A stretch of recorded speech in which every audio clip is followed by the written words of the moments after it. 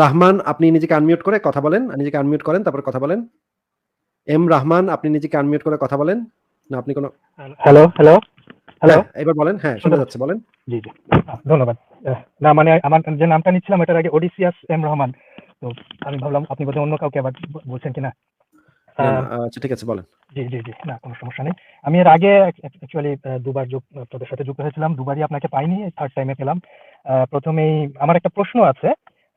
But আমার কিছু মন্তব্য আছে সেগুলোও করব। তো ১ম এ আমি আপনাকে কিছু মানে কমপ্লিমেন্ট দিব যে আপনি যে এক্সট্রাঅর্ডিনারি কাজটা করছেন যেভাবে এই যে রেফারেন্স এগুলো প্রচুর পড়াশোনা করেছেন বোঝাই যায়। আমি আপনার খুব বেশি ভিডিও দেখিনি। কিন্তু যতগুলো দেখেছি আ সত্যি বলতে কি মূলত আমার এক ফ্রেন্ড একদিন ফেসবুকে আপনাকে গালিগালাজ করছে। তো তাকে জিজ্ঞেস করলাম, "কে এই ভদ্রলোক? কি তার দোষ?" তো সে তাদের মতো বলল এই কথা মানে এটা যা গতানুগতিক। তো আমি বললাম যে আমাকে তাহলে একটু ওনার লিঙ্ক টিঙ্ক দেন তো দেখি। আমি আবার যাচাই না করে কোনো কথাই আরকি নেই না। তো আ তাদের কাছ থেকে আরকি আপনাদের ওই ২ একটা লিঙ্ক পেলাম। সেখান থেকেই শুনতে দেখলাম যে না you are doing an extraordinary job. আপনি যে ধরনের পড়াশোনা করেছেন এই ইসলামিক স্ক্রিপচার এর উপরে অন্য দিকটা বাদ। আমি শুধু ইসলামিক কোরআন, হাদিস, সিরাত এগুলো। সো এটা ইটস এ কমেন্ডেবল জব এবং আপনাকে অবশ্যই প্রশংসা করতে হবে। তার সাথে আপনাদের সাথে অমিত ভাই ওনার সাথে আমার একদিন কথা বলেছি। আ এবং ফরাজ ভাই। আসলে আমি যদি আপনাদেরকে নাম ধরে এবং আপনি এইভাবে সম্বোধন করি তাতে কি কেউ আপনারা মাইন্ড করবেন? আমি আসলে এই ভাই বলাটা একটু আনকমফোর্ট ফিল করি। না, না, কোনো সমস্যা নেই বলেন। আমি হ্যাঁ, আমি যতক্ষণ আমার যতক্ষণ পর্যন্ত আপনি মানে আমাদেরকে ছোট করার জন্য যদি বলে না থাকেন, সরি তখন তো আমরা তো আপনার টোন থেকেই বুঝতে পারবো জি, যে জি, আপনি জি, জি, কেন জি। করছেন। ওটা সেটা যদি ঘুণাক্ষরেও না ওরকম করে ভাবার থাকেন তাহলে আপনি কি বলে ডাকেন তাতে আমাদের কিছু যায় আসে না। That's great. ঘুণাক্ষরে ওরকম ভাবার কোনো কারণ নাই। কারণ আমি বাই প্রফেশন আমাকে ছোটদেরকেও আমি নাম ধরে আপনি এভাবেই বলে ডাকি। ছোট বড় যেটাই হোক। সো আ ওটা না। আপনাদেরকে অপমান করা বা এরকম কোনো কিছু করার কোনো চিন্তা ভাবনা ঘুণাক্ষরেও নেই।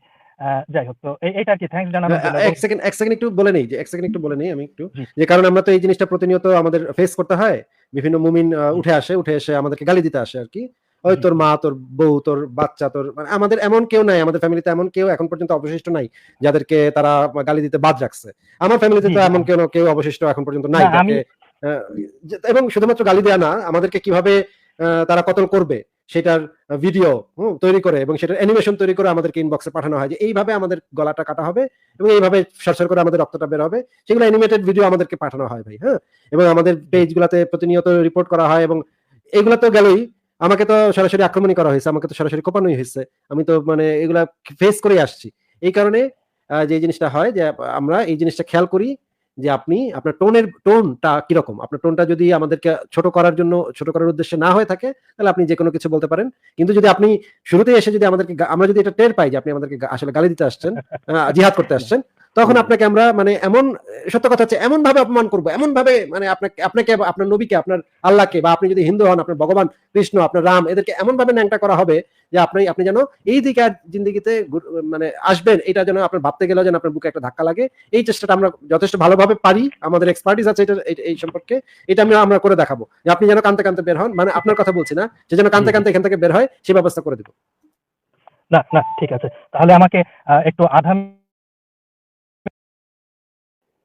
অ্যালাউ করেন। তাহলে কনফিউশন গুলো দূর হবে। হ্যালো?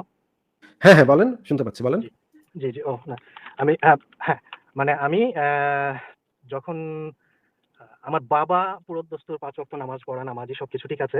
কিন্তু আমার বাবা ছোটবেলা থেকে আমাকে জীবনে কোনোদিন নামাজ পড়তে বলেন নাই, কোনো ধর্ম পালন করতে বলেন নাই। বরং আমি যখন ১০-১১ বছর বয়স তখন থেকে উনি আমাকে রামায়ণ, মহাভারত ১ম এ দিলেন ওল্ড টেস্টামেন্ট, তারপরে রামায়ণ, মহাভারত, ১৩-১৪ বছর বয়সের দিকে এসে কোরআনের বঙ্গানুবাদ, তারপরে আরো অনেক কিছু পড়ে টরে বললেন যে, "তুমি ইচ্ছা হলে কোনো একটা সিলেক্ট করো, ইচ্ছা হলে সবগুলোকে রিজেক্ট করো, যা খুশি তাই করো।" কারণ আমার বাবা নিজেও যদিও ৫ ওয়াক্ত নামাজ-টামাজ পড়তেন, কিন্তু উনি নিজেও খুব জ্ঞানী মানুষ এবং সবকিছু জানতেন এবং ওই লোকাল হুজুরদের সাথে উনার হরহামেশা এগুলো নিয়ে অনেক ঝগড়া-টগড়া হতোই। আপনি যেভাবে যে স্টাইলে কথা বলেন খানিকটা সেই স্টাইলেই উনিও বলতেন। তো সত্যি কথা বলতে কি আপনার কথা বলার ধরন এবং রেফারেন্স প্লেস করা, ঠিক সময় মতো সঠিক জায়গাটা খুঁজে বের করা, এগুলোর মধ্যে আমি আমার বাবার একটা ছাপ দেখতে পাই। যদিও সম্পূর্ণ অন্য জেনারেশনের একজন মানুষ উনি। তো আমি এরকম আমার কোনো আমি জানি না আমি কি আমি জীবনে কোনোদিন ওই নামাজ কালাম ওগুলো কিছু করিও নাই, কোনো ধর্মকর্ম কিছু নাই। সো আমার কোনো একদম কমপ্লিটলি আমি একজন ধর্ম নিরপেক্ষ মানুষ। আমার কোনো ধর্মের প্রতি কোনো আকর্ষণ বিকর্ষণ কিছুই নাই বলতে গেলে। কিন্তু আমার আকর্ষণ বিকর্ষণ আছে যে ধার্মিকদের আচরণের উপরে, আচরণ নিয়ে। বাট আপনার যে বক্তব্যটা যে ধার্মিকদের এই আচরণগুলো আসে হচ্ছে ধর্ম থেকে ইনফ্লুয়েন্সড হয়ে, কথাটা একদম ঠিক, 100% ঠিক। এবং সেটাকেও আমি সমর্থন করি যে আপনি যে সেটার বিরুদ্ধে যুদ্ধ করতেছেন, আমি অ্যাবসলিউটলি সেটাকে সমর্থন করি। এবং আমি একজন নিজেকে বিজ্ঞান মনস্ক মনে করি, যাচাই বাছাই ছাড়া কোনো কিছু সহজে গ্রহণ করতে চাই না। সো ওইটা ওই গ্রুপের না। ইভেন যখন বললেন আপনার নবীকে গালি দিব না ভাই, আমার কোনো নবী টবি নাই। আমি এগুলো গল্প উপন্যাস এগুলো আমার কাছে খুব ভালো লাগে। ওল্ড টেস্টামেন্ট পড়ে আমি একেবারে মুগ্ধ হয়ে গেলাম। তখন আমার বয়স কত 11-12 বছর। হ্যাঁ, খুব সুন্দর। তো পরে আবার অ্যারাবিয়ান নাইটসও পড়লাম, একই রকম ইলিয়াড ওডিসির মতোই সুন্দর গল্প কাহিনী। এই এখন আমার কাছে সেটা এরকমই। আচ্ছা যাই হোক। সো এই হলো বক্তব্য। এখন আমি যেটা আপনার কাছে একটা ছোট প্রশ্ন, আপনার কি এই জিনিসগুলো খটকা লাগে নাই কখনো? যে এই যে যেমন ধরেন ওল্ড টেস্টামেন্টে নূহ নবীর যে গল্পটা আছে যে ঈশ্বরে বিশ্বাস করলো না, এই জন্য ঈশ্বর এত চেতলো, এত খেপা খেপলো যে সমস্ত মানব জাতিকে এখন পানি দিয়ে ডুবাই দিয়ে মারতে হবে। এবং কি করলো? আসলে সেটা করলো।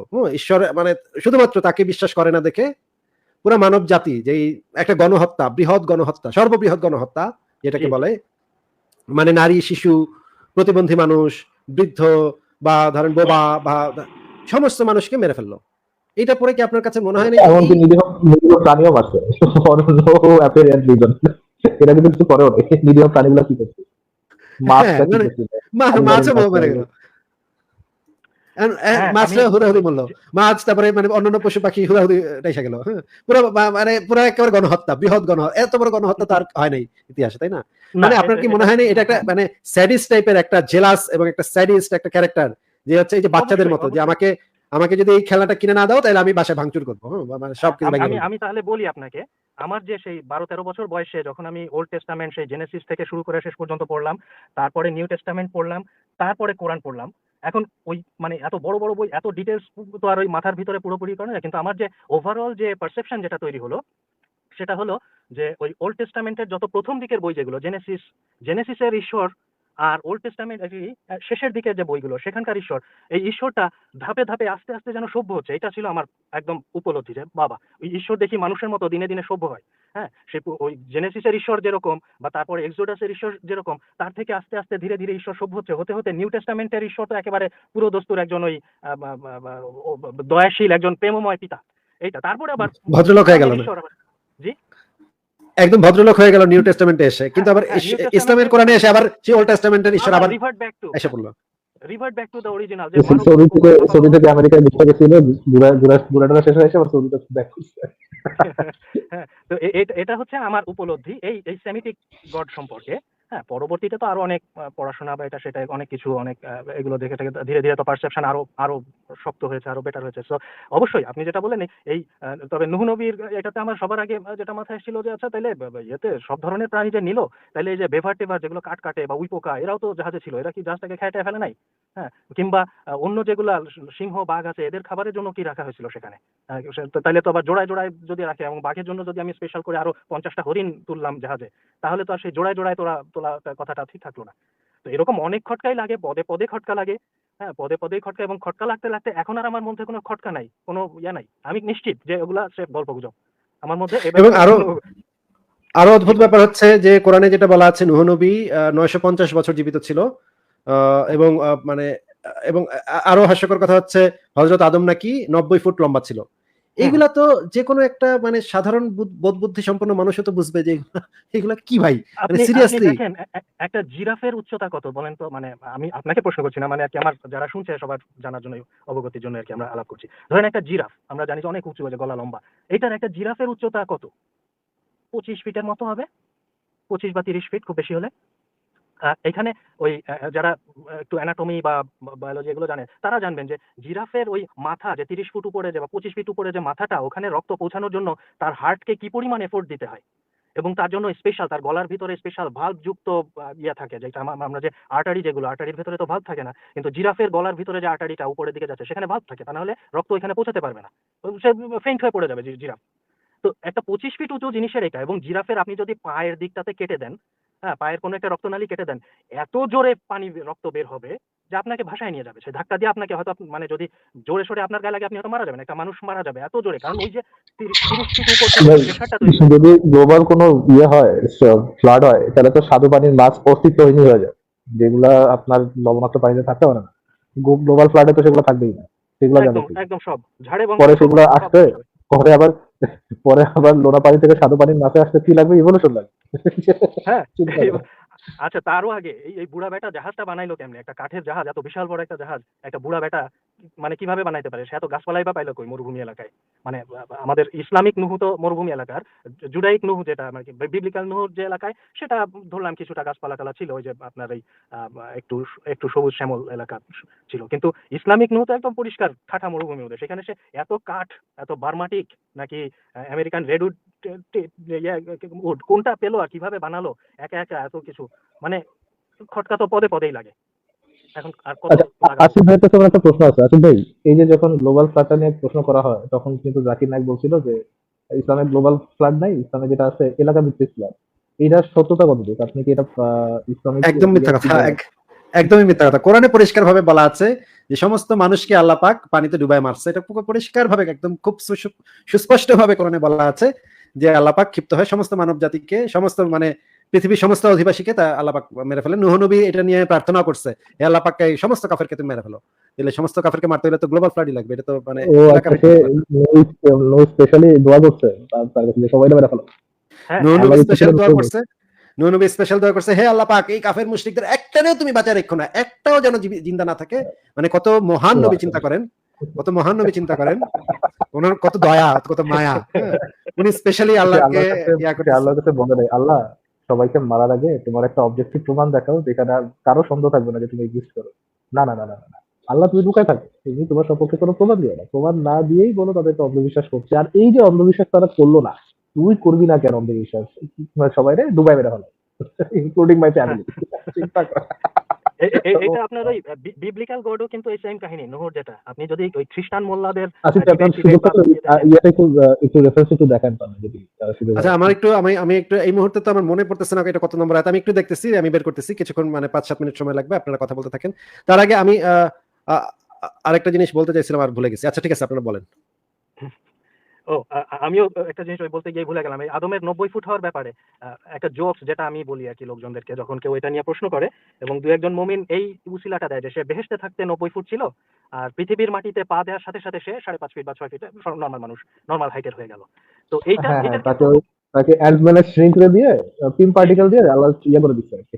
মানে কিন্তু এটার কিন্তু কিন্তু একটা কিন্তু এটা তো মিথ্যা কথা, এটা তো মিথ্যা কথা। কারণ ওই যে হাদিসে পরিষ্কারভাবে বলা আছে আদমের পর থেকে এই পর্যন্ত মানুষ আস্তে আস্তে ধীরে ধীরে তাদের উচ্চতা হ্রাস পায়। হাদিসে এটা পরিষ্কারভাবে বলা আছে। আচ্ছা, তো ওই মুমিনরা তো আবার দরকার মাফিক হাদিস মানবে আর দরকার মাফিক বাতিল করবে। মিনারও তো তো এই কথাই বলে যে পিম পার্টিকেল দিয়ে তারা ছোট করে পাঠাইছে নাকি জান্নাতে ছিল, যুক্তি দিয়ে বলে এটা, যে দেখেন জান্নাতের হাইট হচ্ছে শুধুমাত্র 90 ফিট। আচ্ছা আমি তাহলে, হাইট হলো এটা 90 নিয়ে ফিট। আচ্ছা তাহলে এই রেফারেন্সটা আগে একটু দেখে নিই। এই যে আহ, ক্রমশ ক্রমশ কমে কমে এখানে আসছে, এটা কিন্তু একবারে কমে নেই, ক্রমশ কমছে। সেই রেফারেন্সটা আমরা একটু আগে দেখে নিই তাহলে। তারপরে আমরা আলোচনা আরো আগে বাড়াচ্ছি। ওডিসিয়াস ভাই আপনি একটু অপেক্ষা করেন, আমরা দলিলটা সামনে রেখে কথা বললে দর্শকরাও এটার সাথে রিলেট করতে পারে যে আমরা আসলে ভুলভাল ভুংচুং বুঝাচ্ছি কিনা। এই যে দেখেন বুখারী শরীফের তাওহীদ পাবলিকেশনস এর ৬২২৭ নম্বর হাদিসে বলা আছে যে আদমের সৃষ্টি সময় আদম ছিল এই যে ৬০ হাত লম্বা ছিল, ৬০ হাত। এবং দেখেন শেষে বলা আছে তারপর এ থেকে এ পর্যন্ত মানুষের আকৃতি ক্রমশ কমে আসছে। সহি মুসলিম ইসলামিক ফাউন্ডেশন ৬৯০০ এই হাদিসে বলা আছে নবী সাল্লাল্লাহু আলাইহি সাল্লাম বলেন এরপর থেকে সৃষ্টির দেহের পরিমাণ দিন দিন কমতে থাকে আজ পর্যন্ত। দিন দিন কমতে থাকে মানে উচ্চতা, মানুষের উচ্চতা নাকি হ্রাস পাচ্ছে, অথচ আমরা জানি মানুষের উচ্চতা আস্তে আস্তে বৃদ্ধি পাচ্ছে, এটাই আমরা জানি। আচ্ছা, নূহ নবীর রেফারেন্সটাও মনে পেয়ে গেছি। নূহ নবীর রেফারেন্সটা এই লেখাটার মধ্যেই আছে। তাহলে সূরা আনকাবুতের ভিতরে আমরা দেখি। আচ্ছা আপনারা কথা বলতে থাকেন, আমি এটা বের করতেছি। জি জি। ও তো আমি ওই ওই মুমিনকে, সেই মুমিন আমাকে বলছিল যে মাটিতে পা দেওয়ার সাথে সাথেই সে ছোট হয়ে গেল। এবং তারপরে তো তখন আমি মুমিনকে বললাম যে হ্যাঁ এটার একটা ইয়ে আছে, কিন্তু ব্যাখ্যাটা মেলে ভালো। কিভাবে মেলে?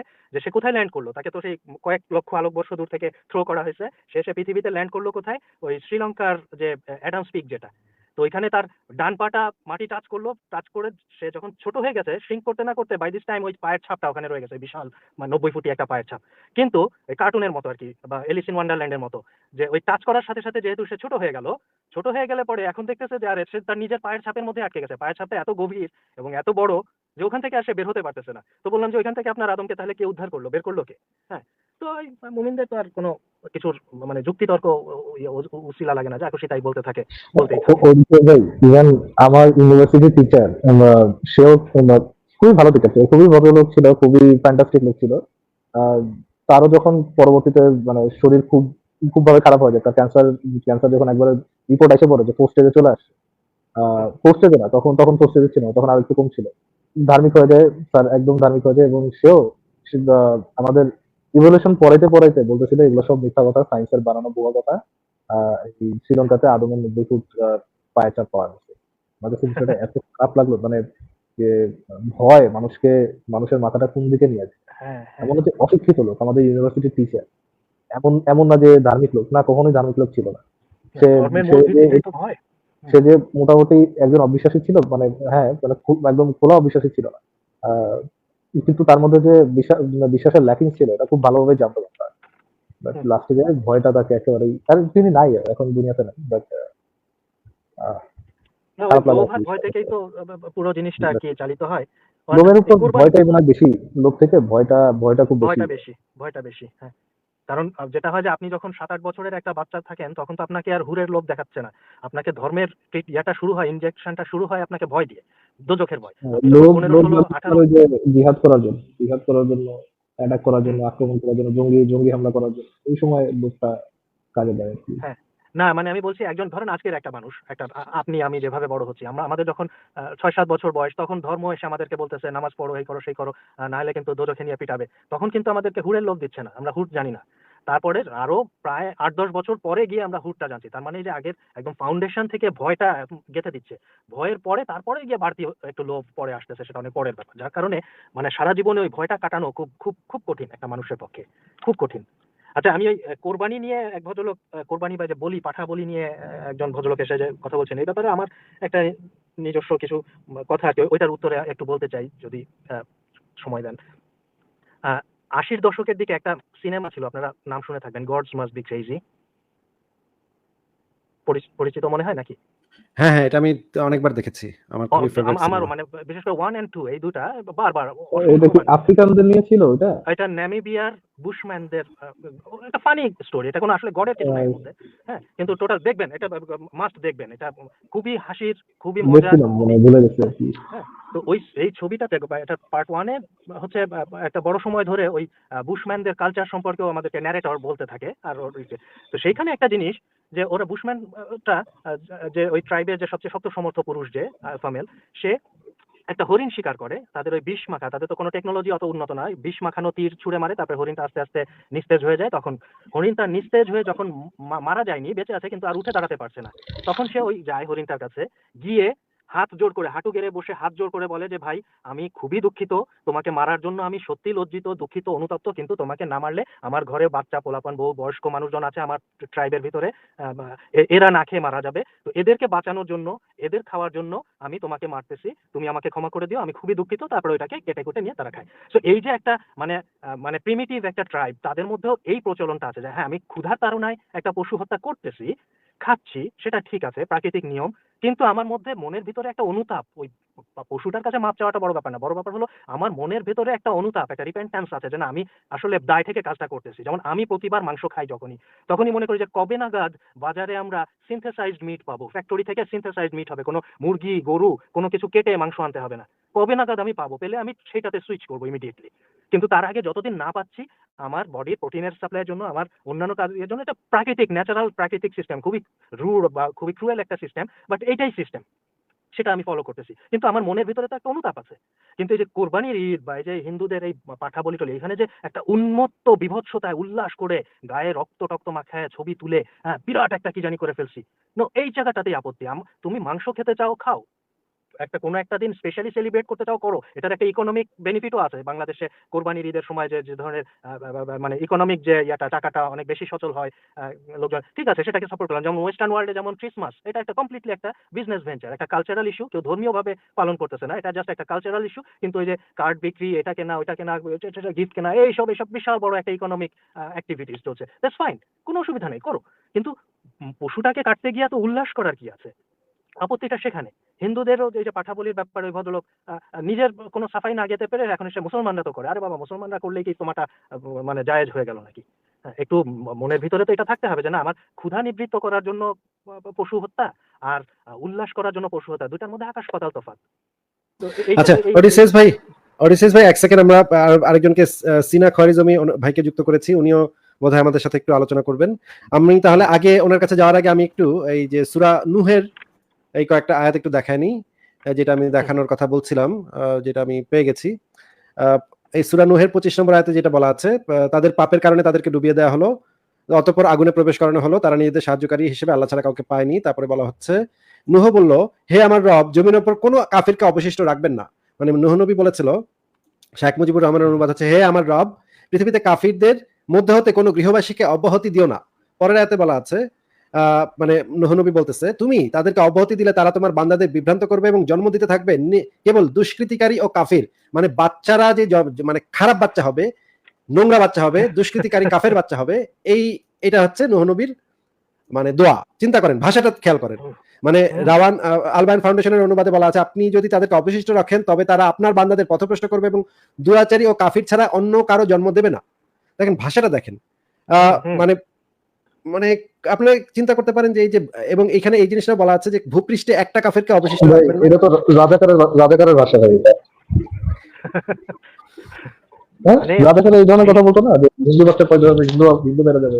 নৃশংস মেগালোম্যানিয়াক, মানে কি বলবো এগুলো, বললাম কোনো ভাষায় প্রকাশ করা যায় না যে এইটা কেমনে ঈশ্বর হয়, এবং তার এত বড় বিশ্ব ব্রহ্মাণ্ডের মধ্যে এইটুকু একটা পৃথিবীর এইখানে কয়টা মানুষ কি করলো, কারে লাগাইলো, কি চুল খুললো না খুললো, এত মাথা ব্যথা তার এইগুলা নিয়ে।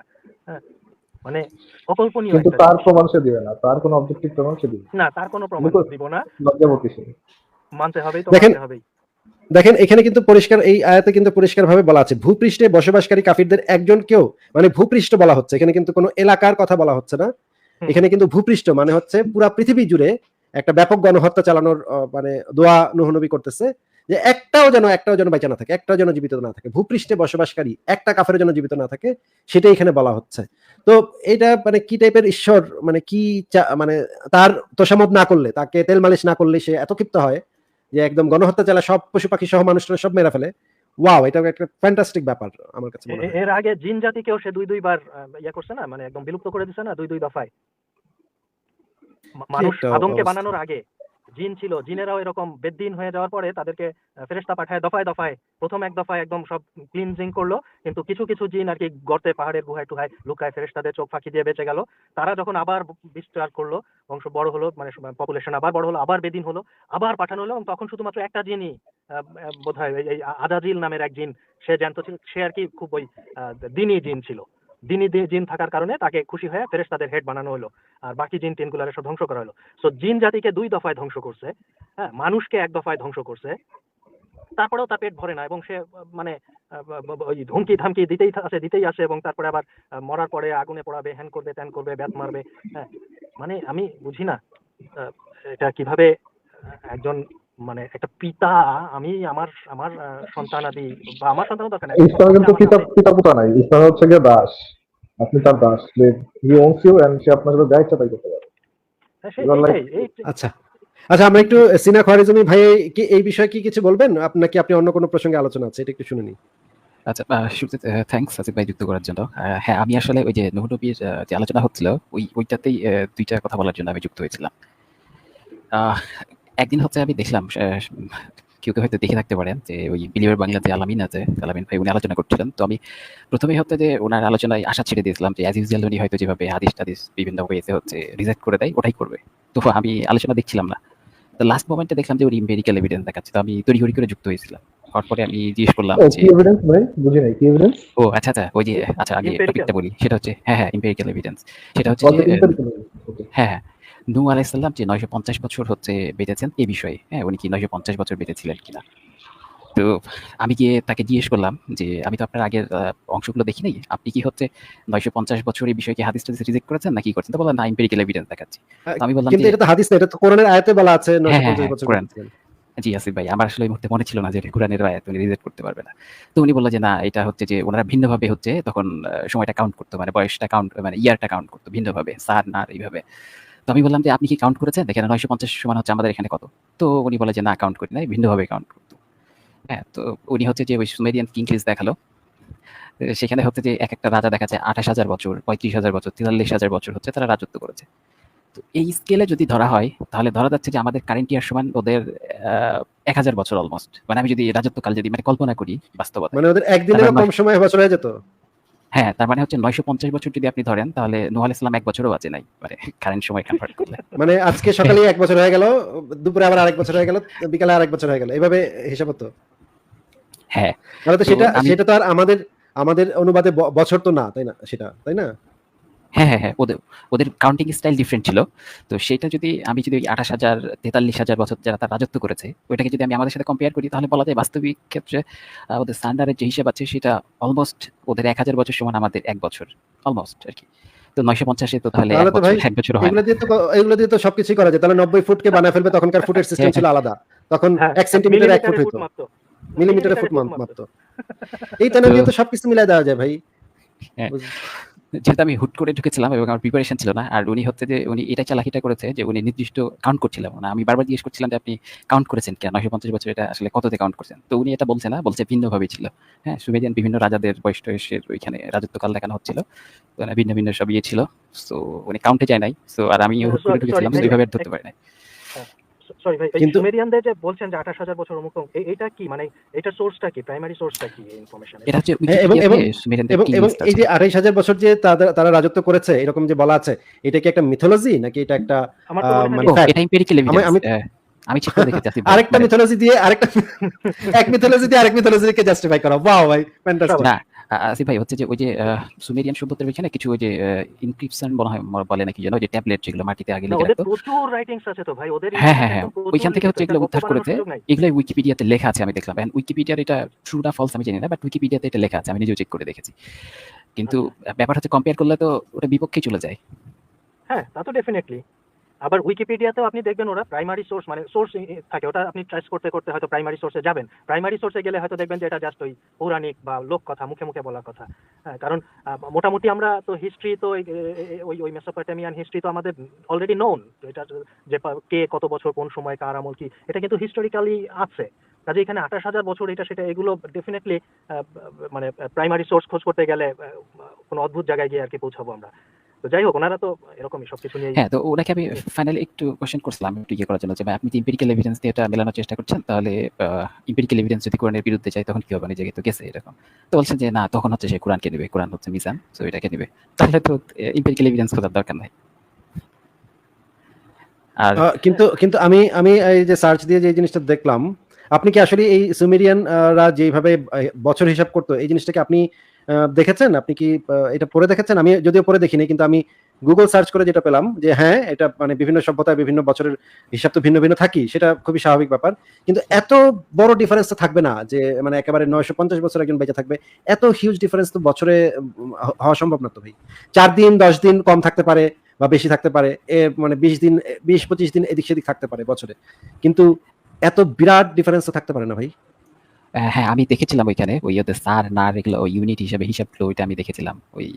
ওটা লেখা আছে সার, নারের হিসাব। আমার এই মুহূর্তে মনে নাই। আ আমি যেটা বললাম ওরকম আরকি কাছাকাছি কিছু একটা ওদের ইউনিটগুলো। সার, নার আর একটা কি যেন ৩ টা ইউনিটে হিসাব করত।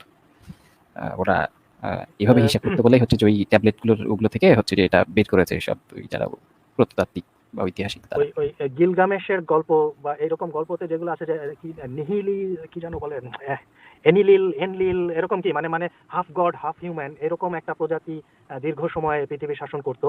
এই গল্পগুলো আছে, তো তাদের হতে পারে ওটা যে হাজার বছরের তারা আকারে অনেক বড় ছিল, এবং কনস্পিরেসি থিওরিস্টরা এটা প্রমাণ করে যে ছবি টবি থেকেও দেখে এরা অনেক বড়, অনেক লম্বা ছিল, অনেক উঁচু এসব। তো সেটা হতে পারে, বাট এটা তো কোনো আর্কিওলজিক্যাল বা হিস্টোরিক্যাল ওরকম এভিডেন্স নাই যে যে তারা এরকম হাজার বছর ধরে কেউ রাজ্য শাসন করতো। এখন এইটাকে কি বলবেন এদেরকে? যখন যুক্তিতর্ক দিবেন তখন হলো ঠিক যেটুকু আমার ইয়াতে পারপাজের জন্য ফিট করে সেটুকুই আমি নিব, বাকি কোনোটাই আবার নিব না। হ্যাঁ, এই যতটুকু ম্যাচ করে। তো এদেরকে কি বলবেন আর? আচ্ছা আসিফ ভাই, আমি ওই লিঙ্কটা অবশ্য এই যে এখানে ইয়েতে দিয়েছিলাম, প্রাইভেট চ্যাটে, ওইটাতে হচ্ছে এই জিনিসগুলো আছে, আমি দেখেছিলাম। আর আরেকটা বিষয় হচ্ছে ওটাতে, আর ওটা কাউন্ট করলে হলে তাদের বিরুদ্ধেই যায়। আমি যেটা বললাম 950 বছর, তখন 1 হ্যাঁ বছর বা 1 বছর কম হয়ে যাবে আমাদের হিসাবে, যেটা অবাস্তব যে নবী হচ্ছে 950 বছর, মানে 1 বছর বেঁচে ছিলেন। আর আরেকটা বিষয় হচ্ছে যে উনি যে নৌকাটা তৈরি করেছিলেন, আমি যদি তার লোকাল এরিয়ার লোকজন ধরি, যে 40 জন প্লাস হচ্ছে যে তাদের মানে একদম তাদের ডেসক্রিপশন 40 জন, এবং তাদের গৃহপালিত জীবজন্তু, এগুলো যদি ধরা হয় এবং তাদের প্রয়োজনীয় 40 দিন না কত দিনের খাবার দাবার এই সেই ওগুলো নিয়েছে, তাহলে এত বড় নৌকা ওই সময়ে, ওটা তো আয়রন এজের আগে ছিল, মানে লৌহ যুগের আগে ছিল। তাহলে মানে এসব লোহা টোহা এগুলো ছাড়া এত বড় নৌকা বানানো কিভাবে সম্ভব? ওই প্রশ্নটাই আমি করেছিলাম যে একটা সে তো বয়স্ক একজন লোক, তার তো খুব ওই কয়েকজন দাস টাস ছাড়া এমনও না যে লোকজন ভলান্টারিলি এসে তার কাজ করে দিয়ে গেছে, কারণ কেউ তার কথা বিশ্বাস করে না, সবাই তাকে পাগল বলে হাসাহাসি করে, এবং আশেপাশে গাছপালাও অত বেশি নাই। তো এত কিছুর মধ্যে সেই এই এত বিশাল বড় একটা জাহাজ বানায় ফেললো কোত্থেকে? এটা তো ডেফিনেটলি একটা মানে কোয়েশ্চেন। হ্যাঁ, এখন কিন্তু উত্তর হলো ওনাদের একটা আল্লাহর রহমত। ওনাদের একটা কিন্তু ডিফেন্স আছে যে যখনই ওনারা কোনো জায়গায় আটকাবে তখন দেখা যাবে যে ফেরেশতারা সেখানে আকাশ থেকে উড়ে এসে সেটা করে দিয়ে যাবে। আল্লাহর রহমত হয়েছিল। আল্লাহর রহমত, হ্যাঁ, আল্লাহর মুজিজাতে সেটা হয়ে গেল। হ্যাঁ, এটা আছে। ও একটা মজার গল্প বলি, মানে ইয়ে করি আপনাদেরকে। আচ্ছা না, আমি এখন একটু একজন মুমিন হিসেবে ধরে নেন আমাকে, যে আমি একজন মুমিন, আপনাদেরকে কিছু দাঁত ভাঙা শিক্ষা দিতে আসছি। হ্যাঁ, এই যে একটা ইয়ে আছে না যে রাতের শেষ প্রহরে আল্লাহ নিম্ন আসমানে এসে লোকজনকে জিজ্ঞাসা করে, এরকম একটা আয়াত আছে বোধহয় কোরআনে, যে আজকে হ্যাঁ, তোমরা হ্যাঁ। হ্যাঁ রাতের তৃতীয় প্রহরে নাকি মানে শেষ তৃতীয়াংশে এসে এই করে। এখন আপনারা এইসব নাস্তে কাফের মানে 2 পাতা বিজ্ঞান পড়া লোকজনরা আপনারা বলেন যে পৃথিবী গোল সবসময়, মানে একবার নামলে সে আর তৃতীয় প্রহর তো সবসময় কোনো না কোনো জায়গায় রাতের শেষ তৃতীয় ভাগ, তাহলে সে আর নিম্ন আসমান থেকে আর উপরে যাবে কখন? এই প্রশ্নটা করেন না আপনারা? হ্যাঁ, হ্যাঁ, এটা নিয়ে আমরা হ্যাঁ অনেকগুলো লাইভ করেছি। হ্যাঁ। হ্যাঁ, এখন এটার উত্তর, দাঁত ভাঙা উত্তর হচ্ছে ম্যাপের দিকে তাকান। এটা আল্লাহর বিশেষ মুজেজা, আপনারা বুঝবেন না, আপনাদের জ্ঞানে ঢুকবে না। ম্যাপের দিকে তাকান, দেখেন ইসলামিক সাম্রাজ্য কোথা থেকে কত দূর, কোন কোন জায়গায় মুসলমান বসবাস করে। এই আমাদের উপমহাদেশের বাংলাদেশটাকেও আমরা বাদ দিতে পারি, মানে যদি ধরি একদম পূর্ব দিকে হলো পাকিস্তান থেকে শুরু করে পশ্চিমে মরক্কো পর্যন্ত, এই যে সেগমেন্টটা, ইতিহাসে কোনো সময় এর বাইরে আর মুসলমানদের কোনো সাম্রাজ্য নেই। টুকটাক ছুটকা মুসলমান ছিল, তাদেরকে তো ওই যে কাফেরের দেশে থাকা নিষিদ্ধ, তারপরেও তারা থাকছে, যেমন আমেরিকায় আছে বা ধরেন ব্রিটেনে বা চায়নাতে, এগুলো তো নিষিদ্ধ, তারা মানে বেদাত করতেছে, কিন্তু প্রকৃত মুসলমানদের জমি হলো পাকিস্তান থেকে মরক্কো পর্যন্ত। এখন পাকিস্তানে যখন রাতের তৃতীয় প্রহর, সেই সময় আল্লাহ নেমে আসেন, এবং তাতে উনি ভাসতে ভাসতে ইয়ার সাথে টাইমের সাথে যেতে যেতে মরক্কো পর্যন্ত, যখন মরক্কোতে যখন গিয়ে সুবহে সাদিক হয় তখন উনি আবার উপরে চলে যান। ব্যাস, এটা মিলে গেল। আপনারা বাহ! হুদাই বলেন যে সারাক্ষণ আটকে থাকবে, ঘুরতে থাকবে না, এত বোকা নাকি আল্লাহ? কত বুদ্ধি করে ঠিক এইটুকু জায়গার মধ্যে মুসলমানদের রাখছে, বাকি সব জায়গায় মুসলমানদের থাকা হারাম। তাহলে তো বুঝেন ভাই এখন? কোনোদিনই হচ্ছে এই সূত্র অনুসারে তো কোনোদিনই হচ্ছে গোটা ওয়ার্ল্ড হচ্ছে যে মুসলিম মানে ইয়েতে মেজরিটি কান্ট্রিতে পরিণত হবে না। হবে না তো, আল্লাহ এটাই আল্লাহর মুজিজা, এবং আপনারা বুঝবেন না। আচ্ছা যাক, আমি এতক্ষণ ওই মুমিনের রোল প্লে করলাম আর কি, আবার ইয়ে না, জাস্ট জোক। কিন্তু এই জাকির নায়ক টাইপের একটা ব্যাখ্যা দিলাম আর কি আপনাদের, এই যে আল্লাহকে যে ফেসাদে ফেলাই দিছি আমরা, যে সে তো একবার যখন নেমে আসলো নিম্ন আকাশে, একবার নামার সাথে সাথে ব্যাস আর কোনো উপায় নাই, তাকে আজীবন অনন্তকাল ঘুরতে হবে নিম্ন আকাশেই। হ্যাঁ, কারণ কোনো এক কিন্তু ভাই কোনো একজন মুমিন যেটার উপর নিচ নাই সেটার উপর থেকে নামতে নিচে নামলে কি হবে? যে জিনিসের উপর নিচে নাই সেটার উপর থেকে নিচে নামলে কি হবে? এই ওই হ্যাঁ, ওই সেটা একটা কথা, এবং এই জেনেসিসের এই 9:24 নম্বর ভার্সে যেটা বলা আছে সেটাও একটা আমাদের প্রশ্ন, যে তার ছেলেটা কি করেছিল, নূহ নবীর ছেলেটা তার সাথে কি করেছিল।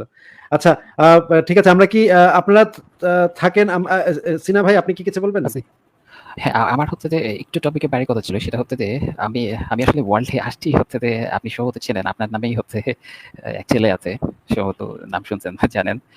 তো ওদের ওইখানে কথাবার্তা বলার মাধ্যমেই আসলে আমি হচ্ছে এই ওয়ার্ল্ডে আসছি, আমার এরকম প্ল্যান ছিল না। বাট তাদের সাথে যখন আমার কথা হয়েছে, ইভেন আমি তাদেরকে বলছিলাম ডিসকাস বা ডিবেটের জন্য, ওই ছেলেকে ও সায়েন্স ব্লাইন্ড বিলিভ বলছিল, তারপর আর্গুমেন্ট ফ্রম কন্টিনজেন্সি এগুলো নিয়ে আমি বলেছিলাম ডিবেটের জন্য, কিন্তু আমি কৌশলে তাকে রাজিও করাছিলাম, কিন্তু পরে সে বা তার যে সিনিয়ররা আছে তাদের ইয়েতে সে না বলছিল, আসবে না আর কি। আচ্ছা, আচ্ছা, কি মানে কথাটা কি, সায়েন্স হচ্ছে একটা অন্ধবিশ্বাস আর হ্যাঁ, ইসলাম সায়েন্স হচ্ছে ব্লাইন্ড বিলিভ। ওকে, এই তো লোকের এটা নিয়ে সাথে আমি আপনি চ্যালেঞ্জ কি আলোচনা করছিলাম। করবেন বুঝতেছি না তো। কাকে আলোচনার জন্য ইনভাইট করছিলেন? এই যে আসিফ মেহেদী নামে একজন আছে না? ও আচ্ছা। আর ওকে হচ্ছে আর্গুমেন্ট ফ্রম কন্টিনজেন্সি, এটা নিয়ে যখন তারা কথা বলছিল এটা, তো আমার নিজেরও প্ল্যান আছে যে আর্গুমেন্ট ফ্রম কন্টিনজেন্সি এটা নিয়ে যদি আর্টিকেল লেখা যায়। আমি মূলত যদিও আমি ইসলাম ব্যাকগ্রাউন্ডের, বাট আমি ধর্ম বিষয়ক এরকম ইয়েগুলো ওইভাবে নাই, এমনি হয়তো জানি কোথা থেকে কোথায় কি কি আছে এরকম, but argument philosophical god existence এই সমস্ত বিষয় বা কোরআনে হচ্ছে যে আমিও ইনহেরিটেন্স সেদিন নয় যে একটা ইয়ে প্রবলেম আছে। দেখতেছিলাম সিনা ভাই, আমিও সেদিন একটা মানে মুমিনদের একটা আলোচনা দেখতেছিলাম যে এক পক্ষের মুমিন অন্য পক্ষের মুমিনকে কাফের বলে ইয়ে করতেছে বা ডিসঅনেস্ট বলে আখ্যায়িত করতেছে, যে আল্লাহ নেসেসারি বিং বলে, আল্লাহ কেমন নেসেসারি বিং, এক মুমিনই বলতেছে যে নেসেসারি বিং তো কোনো একটা টাইম স্পেস অকুপাই করে না, ওটার টাইম স্পেসের টাইম স্পেস দ্বারা বাউন্ডেড না, কিন্তু আল্লাহ নিজেই তো সৃষ্টির আগে থেকেই সে আরশের উপরে বসে থাকে, সে সময় ধরে ধরে পৃথিবীতে আসে, সময় ধরে ধরে পৃথিবী থেকে চলে যায়। তো সে সে কিভাবে টাইম স্পেসের মধ্যে বাউন্ডেড না বা টাইম স্পেসের বাইরে সে, এটা সে কিভাবে বলছে? এক মুমিন আরেক মুমিনকে ডিসঅনেস্ট হওয়ার জন্য একটা ফ্যাসিনেটিং বিষয় আছে, তাই আমি এই জিনিসটা আমি খুব রেয়ারলি দেখি যে অনেস্টি নিয়ে আলোচনা করতে হয়, যে তুই বেটা এই কথা বললি কেন? হ্যাঁ, আহ, মানে আসলে কথা এরকম। কিন্তু আমি একটা জিনিস আসলে বুঝি না সিনা ভাই, এবং আমি ফারাজ ভাই আপনাকেও এই জিনিসটা বলতেছি, যে এই টাইপের মুমিনের সাথে আপনারা কেন ফিলোসফিক্যাল গড নিয়ে আলোচনা করতে যান কেন, এটা তো আমি বুঝি না। আপনারা মানে এদের সাথে তো আপনারা কোরআন হাদিস এবং সেই রেফারেন্স গুলো বের করে, কারণ এদেরকে আপনি যেখান থেকে ধরতে যাবেন সেখান থেকে তারা মানে পাশ কেটে পিছলা পিছলা যাবে। কোরআন হাদিস নিয়ে যদি আপনারা আলোচনা করতে বসেন এবং রেফারেন্স গুলো বের করে করে যদি আলোচনা করতে বসেন, আমার মনে হয় এটা হচ্ছে অ্যাপ্রোপ্রিয়েট ওয়ে এদের সাথে আলোচনা করার, যে আপনাদের কোরআন হাদিসে এই জিনিসটা বলা আছে, এটার উত্তর আগে দেন। এই যে আপনার আল্লাহ যে শেষ, আসিফ ভাই, হ্যাঁ দেখেন আহ, কোরআন হাদিস নিয়ে আলোচনা, আপনি যেটা বলেন পিছলা পিছলা, বাট সমস্যা হচ্ছে এইটাই যে যখন শুধু কোরআন হাদিস নিয়ে কথা বলবেন, তারা নিজেরাও জানে যে এখান থেকে তারা বাইরে যেতে পারবে না। এই জন্য তারা ওইটাতে এঙ্গেজই হইতে চায় না, বুঝতে পারছেন? আপনার ইসে তো মনে করেন আপনি যতক্ষণ থাকেন তখন তো মনে করেন আহ, আপনার দাঁত ভাঙা জবাব দেওয়ার লোকের অভাব হয় না, প্রচুর আসে। সে তো মনে করেন কি অবস্থা, এটা আমার প্রতিনিয়তই দেখি। বাট আমিও যদি সেম কাজটা করি, যে শুধুমাত্র কোরআন হাদিসে যেটা আছে সেটা নিয়ে কথা বলি, তাহলে একে ফার্স্ট অফ অল মানে লোকজনই আসবে না কথা বলতে, because তাদের খুব বেশি একটা যাওয়ার জায়গা থাকে না। আর সেকেন্ড অফ অল আমি তাদেরকে ওই কনফিডেন্সও দিতে রাজি না যে এনি হাউ ফিলোসফিক্যালও তুমি যে যতই সে মানে বাউন্স ব্যাক করার চেষ্টা, মানে লাফালাফি করার চেষ্টা করি, তারপরেও কোনো বর্ডের কোনো একটা ইয়ে দেওয়া পসিবল, মানে যুক্তি দেওয়া পসিবল, কোনো গড সম্পর্কে কোনো একটা যুক্তি দেওয়া পসিবল, গডের এক্সিস্টেন্স সম্পর্কে সঠিক আহ কোনো ধরনের ইয়ে না করে, ফালাসি না করে সঠিক একটা যুক্তি দেওয়া পসিবল। আমি সেটাও মনে করি না, এই জন্য আমি তাদেরকে ওই জায়গাটাও মানে ছাড় দিতে ইন্টারেস্টেড না। বাট হ্যাঁ, যদি কোরআন হাদিস নিয়ে ধরার মানে আলোচনা করা যায়, ওটার মধ্যে আলোচনা কনফাইন রাখা যায়, আলোচনাটা খুবই স্পেসিফিক হয়, খুবই ধারালো হয়, এবং বেচারা মুমিনদের যাওয়ার কোনো জায়গা থাকে, যেখানে আল্লাহ বলে দেয় যে আমি জাহান্নামীদের জাহান্নামীদের কাজ করিয়ে নেই, সেখানে আপনি আর কি বলবেন? সেখানে আপনি বেচারা বলবেটা কি আছে সেখানে?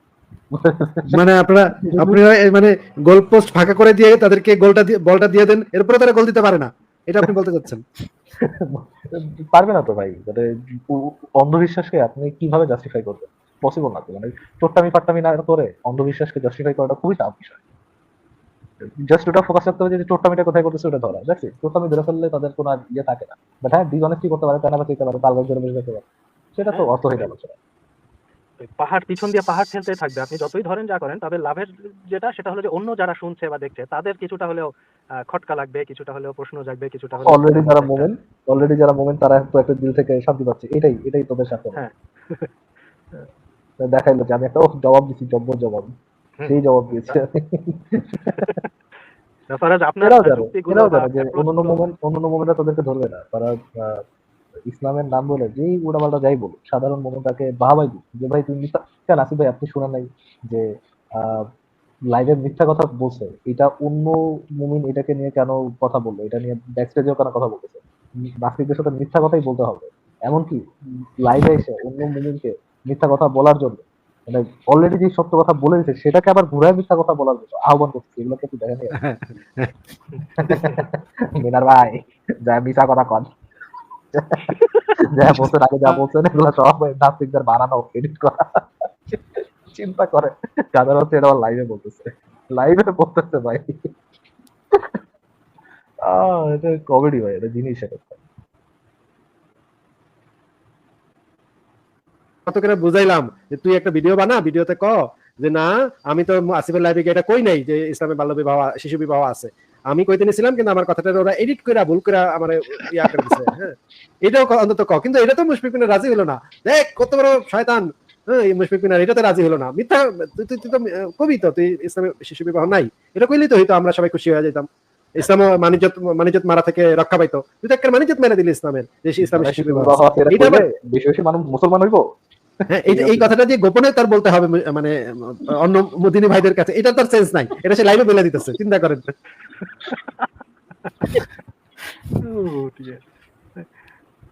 এইরকমও ঘটে নাকি? মানে আমি অবশ্য অত বেশি তো জানি না, দেখি না, কিন্তু এরকম করে নাকি তারা? ঘটনা হচ্ছে তাদের দারুণ এন্টারটেইনমেন্ট, মানে তাদের পক্ষের একজন মুমিন আছে যে ইসলামে যেটা বলা আছে সেটা সত্য সত্য আয়েশা বলে, হ্যাঁ এটা ইসলামে আছে। হ্যাঁ, তো সে আমাদের লাইভে আলোচনা করতে আসে মাঝে মাঝে, হ্যাঁ প্রায় সময়, হ্যাঁ সবসময় না প্রায় সময়। তো আমাদের লাইভে মাঝে মাঝে আসতো আগে, তো আমাদের লাইভে এসে সে স্বীকার করতো হ্যাঁ আমাদের নবী দাসীর সাথে এটা করতো, আমাদের নবী শিশুর সাথে এটা করছে, এটা ঠিক, মানে ইসলামে আছে, এটা ঠিকই আছে। এটা এই কাজটা সে কেন করলো, সে কেন স্বীকার করলো, এটা নিয়ে অন্য মুমিনরা তারে ধরছে যে ইসলামে থাকলে আছে, তুই স্বীকার করবি কেন? শুধু শুধু সেটা না, তুই এটা বলে গেছিস, স্বীকার করছিস যে হ্যাঁ ইসলামের শিশু বিবাহ আছে, এখন আবার যে অস্বীকার করে, এখন বল আমি এই ধরনের কথা বলি নাই, এগুলো হচ্ছে নাস্তিকদের বানানো, এডিট করা, তাদের দ্বারা সবই সম্ভব, তারা আমার কথাকে এডিট করে এগুলো বানাইছে। আমি বলি নাই যে ইসলামের শিশু বিবাহ আছে। এই কথাটা, এই যে এক মুমিন আর এক মুমিনকে মিথ্যা কথা বলতেছে, যেটা অলরেডি সে লাইভে সবার সামনে বলছে, এই মিথ্যা কথা বলার আহ্বানটা সে আবার নিজেই লাইভেই বলতেছে। মানে আমাদের অনুরোধ হচ্ছে ভাই, আমাদের অনুরোধ হচ্ছে এই টাইপের ডিসকাশনটা গোপনে করেন, মানে লাইভে এসে বলতেছেন একজন আরেকজনকে নসিহত করতেছেন যে তুই কম মিথ্যা, মানে এটা কি ভাই, এটা কি সিরিয়াস পান ভাই? আমার চোখে পানি চলে আসছে। মানে এত বিনোদন, মানে হাসতে হাসতে না মাঝে মাঝে গড়াগড়ি খাই, আমি চেয়ার থেকে পড়ে গিয়ে গড়াইতে গড়াইতে চলে যাই, হাসতে হাসতে চোখে পানি এসে যাচ্ছে। কি জিনিস? সিনা ভাই আপনি কি আর কিছু বলবেন? না ওইটাই হচ্ছে আপনি যেটা বলছেন, আমি ওদেরকে হচ্ছে ইসলাম সেই সাথে হচ্ছে মানে ফিলোসফিক্যাল গড, ইসলামিক গড এটা হচ্ছে যে কানেক্ট করতে বলেছিলাম এরকম, তো তারা সেই সময় রাজি না আর কি, যে না আমরা আসলে ইসলামিক আলোচনা করি না, ওইটা নিয়ে আমাদের নলেজ নাই, তো শুধু হচ্ছে ফিলোসফি বিষয়ে এই। তারপরে তো তাদের লাইফ টাইম দেখি নাই, মোরালিটি নিয়ে একদিন কথা হয়ে কমপ্লিট হয় নাই, এরকম অবস্থা আর কি। তো তারা কিন্তু অনেক হচ্ছে হম্বি তুম্বি করে, আপনাকে চ্যালেঞ্জ করছে বিভিন্ন কমেন্টে, অন্যান্য কমেন্টে, তারপরে নাস্তিকের জানাজা পড়তেছে, কিন্তু যখনই হচ্ছে যে ধরতে যাওয়া হয় তখন আর নাই, পলাতক। আচ্ছা যাক, কেউ যদি মনে মনে খুশি থাকে, এটা যদি মানে কেউ আছে, কিছু মানুষ মনে মনে খুশি থাকাটাও এটাও একটা মানে নিজেকে খুশি রাখাটাও এটা একটা মানে হ্যাঁ এটা সাইকোলজিক্যাল এক্সারসাইজ আর কি। হ্যাঁ, যে আমি নিজেকে সন্তুষ্ট রাখতেছি, নিজেকে খুশি রাখতেছি, মানে এটা আমিও ছোটবেলা করতাম। মনে করেন পাশের এলাকার একটা দামড়া ছেলে যার সাথে মারামারি করে পেরে উঠতাম না, নিজের এলাকায় এসে বলতাম আরে আরে তো ফাড়া, এই এলাকায় আহুক আইলে একটা ফাড়ালাম করে, আরে একদম ইয়া করে দিব, এগুলো বলতাম, কিন্তু নিজেও বুঝতাম যে ভয় লাগে, ওর যে মাসেল ওর ভয় লাগে, কিন্তু মানে এলাকায় তাই ফাপড়টা নিতে, নিজের ইয়ার দোস্তদের সাথে এই ফাপড়টা নিতে তো আর সমস্যা নেই। চায়ের দোকানে বসে বলতাম আরে ওরে তো আমার কিছুই না, ওরে তো আমি উড়ে ফেলবো, এক বসে দেবো উড়ে আকাশে চলে যাবে, এগুলো বলতাম। এটা একটা সাইকোলজিক্যাল ইয়াও, মানে নিজেকে সন্তুষ্ট রাখা, নিজেকে খুশি রাখার একটা মেকানিজমও, এটা তারা করতেই পারে, অসুবিধা নেই, করুক, করে খুশি থাক, খুশি থাকাটাই সবচেয়ে ভালো ভালো ইয়া ব্যাপার, জরুরি ব্যাপার। তাহলে ওডিসিয়াস ভাই আপনি কি আর কিছু বলবেন নাকি আমরা কোনো আর কাউকে যুক্ত করবো? আসিফ ভাই আমি তাহলে বিদায় নেই, হ্যাঁ সবাইকে ধন্যবাদ। আচ্ছা আচ্ছা সিনা ভাই ঠিক আছে, ভালো থাকবেন। আমি জাস্ট একটা ছোট অবজারভেশন বলবো, এটা যে আপনি আসিফ, আপনাকে অনেক দিনই আমি দেখেছি ওই ইয়াতে বিবর্তনের সপক্ষে কথা বলতে গিয়ে মুমিনদেরকে বলেন যে ওই যে পিউ রিসার্চের একটা রিপোর্ট যে 97% বিজ্ঞানী এটাকে অ্যাকসেপ্ট করে, 3% অ্যাকসেপ্ট করে না। হ্যাঁ, মানে ডেটাটা ঠিক আছে, তথ্যটা ঠিক আছে, কিন্তু from scientific point of view আমি যেটা মনে করি যে এইটা বলাটা আসলে ওই তাদেরকে একটা ধারণা দেয় যে বিজ্ঞান বোধ হয় গণভোটের মতো কোনো একটা ব্যাপার, যে কোনো একটা ইস্যুতে কতজন ভোট দিল। কিন্তু অডিসিয়াস ভাই আমি তো এই জিনিসটা শুধুমাত্র তখনই দেখাইছি এই পর্যন্ত যখন তাদের পক্ষ থেকে এই দাবিটা থাকে যে বিজ্ঞানীরাও বলতেছে বিবর্তন তত্ত্ব, বিজ্ঞানীরাও এখন মিথ্যা বলতেছে, বিজ্ঞানীরাও, তখন আমি প্রথমে জিজ্ঞেস করি কোন বিজ্ঞানী বলেছে যে বিবর্তন তত্ত্ব মিথ্যা, সেটা একটু আগে দেখান। তারপর যখন তারা দেখাতে পারে না তখন আমি এই জিনিসটা সবসময় দেখাই যে মানে পিউ রিসার্চ সেন্টারের যে রিপোর্টটা আছে, সেই মানে স্ট্যাটিস্টিক্সটা আছে, সেখানে দেখা যাচ্ছে 97% বিজ্ঞানী এটার সাথে একমত যে মানুষের উৎপত্তি এই বিবর্তনের মাধ্যমে। আমি তো শুধুমাত্র এই জিনিসটা তখন দেখাই যখন তাদের পক্ষ থেকে এই দাবিটা থাকে যে বিজ্ঞানীরাও নাকি এখন মেনে নিচ্ছে যে বিবর্তন তত্ত্ব মিথ্যা বা ভুয়া। না ঠিক আছে, আপনার মানে আমি বলছি দেখেন, এখন পর্যন্ত আজকে প্রায় কত 150 বছর মতো হয়ে গেল, এখনো হুজুররা বলে যে ডারউইন বলেছে বানর থেকে মানুষ আসছে, বলে না? তো এই আপনাদের মতো যারা এই কথা লোকজন পপুলার বা পপুলার ইন সেন্স, আমি সস্তা পপুলার বলছি না, মানে যাদেরকে লোকজন চেনে জানে, যাদের কথাকে লোকজন গুরুত্ব দেয় বা সেটাকে নিয়ে পক্ষে বিপক্ষে আলাপ আলোচনা হয়, তো আপনাদের কথা নিয়ে অনেক রকম ডিস্টর্শন হবে, যার ফলে আর আমি যেহেতু সায়েন্সের ব্যাপারে আমি একটু পেডান্টিক, সেই জন্য বলছি এই ব্যাপারটা। এটা আপনাকে আমি কোনো মানে দোষ বলছি না বা ভুল ধরছি না, আমি জাস্ট বলছি যে আপনার এই কথাটাকেই তখন ওরা টেনে নিয়ে যাবে যে দেখো আসিফ মহিউদ্দিনও বলে যে কত পার্সেন্ট এই পক্ষে কত পার্সেন্ট বিপক্ষে, তার মানে বিজ্ঞানটা হলো ভোটাভুটি। কিন্তু আমি যেটা মনে করি যে ওই 3% কেন, যদি মানে 99% লোকও একটা জিনিসের বিপক্ষে থাকে, আমাকে সেটা সেটা না না ভাই, কাউন্ট করা কনসেনসাসের বিষয় আছে তো ভাই। জি সায়েন্সের ধরেন আপনি আহ, আহ, এলাকার ভোটাভুটি বা সাধারণ মানুষের মতামত, এইটা থেকে যারা মনে করেন কোন একটা ফিল্ডে এক্সপার্ট, তাদের মতামত, এটা তো মানে গ্রহণযোগ্য বিষয়। এটা তো হ্যাঁ, এটা তো ভেরি করে। যেমন ধরেন পৃথিবীর ফিজিক্সের একটা বিষয় সম্পর্কে, নিউটনের 3টা সূত্র সম্পর্কে জনতা কি ভাবতেছে, আর এই বিষয়ের উপরে যারা এক্সপার্ট, এই বিষয়ের উপরে যারা পিএইচডি মানে ফিজিক্সের উপরে যারা পিএইচডি করেছেন, তাদের অপিনিয়নটা কি, এটা তো অবশ্যই একটা ম্যাটার করে। জি, আমি সেটা ডেফিনেটলি, কিন্তু এরকম মানে আচ্ছা আমি বলি, ধরেন একটা পিয়ার রিভিউ পেপারস আপনি সাবমিট করলেন, একটা পেপার সাবমিট করলেন কোনো একটা জার্নালে, সেখানেও কিন্তু এডিটরদের মধ্যে দেখা যাবে যে সবাই ইউনানিমাসলি আপনার ওটাকে ইয়ে হচ্ছে না, এক একজনের এক এক রকম প্রশ্ন থাকবে, কেউ হয়তো একদম ডিরেক্ট রিজেক্ট করে দিচ্ছে না এটা হবে না, আবার কেউ হয়তো বলছে যে না এখানে 2-4টা খটকা আছে, এগুলো যদি তুমি ইয়ে করতে পারো, এক্সপ্লেইন করতে পারো বা রিফাইন করে আনতে পারো, তো রিসাবমিট করো, আমরা আবার রিভিউ করবো। হ্যাঁ, সো এইটা যখন একটা জিনিস মানে এস্টাবলিশড না, ফ্যাক্ট বা থিওরি হিসেবে যখন একটা জিনিস এস্টাবলিশ হচ্ছে না, তখন হচ্ছে এক্সপার্টদের মধ্যে বিভিন্ন অপিনিয়ন, বিভিন্ন ডিফারেন্স অফ অপিনিয়ন থাকে, and that is how science is beautiful. আপনার দুইজন এক্সপার্ট দুই রকম মতামত দিবে, তারপরে সেই দুটা নিয়ে কচলাকুচলি হবে, ভালো মতো ইয়া হবে, যাচাই বাছাই হবে, হতে হতে আমরা উইল ফাইন্ড দ্য ট্রুথ। হ্যাঁ, এখন কথা মূল পয়েন্ট যেটা, সেটা হলো যে এই যে দুজন এক্সপার্ট দুই মত দিচ্ছে, বা ধরেন এই যে 3% লোক যারা ইভলিউশনের বিপক্ষে মত দিচ্ছে, কথা হলো এটা তো আমার ইচ্ছা হলো মত দিলাম এটা না, আমাকে মতটা দিতে হলে তার পেছনে একটা ভ্যালিড সাইন্টিফিক গ্রাউন্ড থাকতে হবে। এই কথাটা আমি বলতে চাচ্ছি যে আপনি যখন বলবেন যে 3% 97% লোকও করছে, বাকি 3% করছে, সেটা তারা তাদের হয়তো ধর্মীয় বায়াস বা পারিবারিক বায়াস বা অন্য যে কোনো ভয়ভীতি যে কোনো কারণে হোক, পলিটিক্যাল বায়াস, আমেরিকায় পলিটিক্যাল বায়াস একটা বিরাট ফ্যাক্টর। হ্যাঁ, তো এইসবের কারণে তারা হয়তো এটাকে বুঝে শুনেও হয়তো অনেক সময় ইগনোর করে, কিন্তু আমার দেখতে হবে যে তারা যে এটার বিরোধিতা করতেছে সেটার পিছনে কোনো ভ্যালিড সায়েন্টিফিক ইয়ে আছে কিনা, বেসিস আছে কিনা। যদি সায়েন্টিফিক কোনো ভ্যালিড বেসিস দিয়ে যুক্তি তর্ক তথ্য প্রমাণ অঙ্ক দিয়ে প্রমাণ করে দিতে পারে যে নাই, তাহলে 3% কেন, 1% লোকও যদি বলে সেটাকে আমরা মেনে নিব, সায়েন্স এভাবে ইয়ে হচ্ছে কি। তো এই ইনফরমেশনটুকু আমি অ্যাড করার কথা বলতেছি যে আপনাকে, আমি বলছি না যে আপনি এটা বলবেন না বা এটা বলা ভুলের কাজ করতেছেন, দোষ করছেন, সেটা বলছি না। আমি বলছি এই জিনিসটা একটু খোলাসা করতে হবে, নাহলে আপনার কথা নিয়ে অনেক রকম ডিস্টরশন হবে, অনেক রকম ব্যাখ্যা হবে, হয়ে তারপরে সেটাকে আবার বাজারে চাউল করা হবে। আমি কি বোঝাতে আচ্ছা, পারলাম আমার ঠিক পয়েন্টটা? আছে, আপনার পয়েন্ট আমি বুঝতে পেরেছি। ঠিক আছে, তাহলে